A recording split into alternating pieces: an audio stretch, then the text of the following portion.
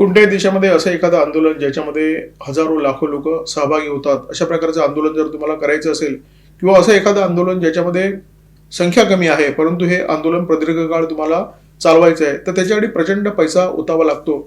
भारतामध्ये मोदी सरकारच्या कार्यकाळामध्ये अशी दोन आंदोलनं झाली. एकतर शाहीनबागचं आंदोलन झालं, दुसरं शेतकरी आंदोलन झालं.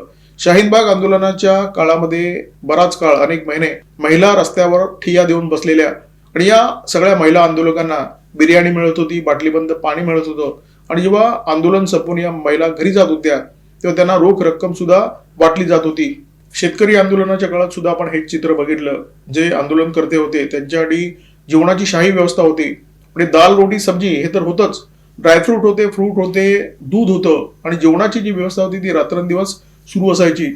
आंदोलनकर्त्यांना उष्णतेचा त्रास होऊ नये म्हणून पोर्टेबल एसीची व्यवस्था करण्यात आली होती, इंटरनेटची व्यवस्था होती. म्हणजे कल्पना करा, पण बराच काळ हे आंदोलन सुरू होतं, त्यामुळे या आंदोलनासाठी किती खर्च झाला असेल याची आपण केवळ कल्पना करू शकतो.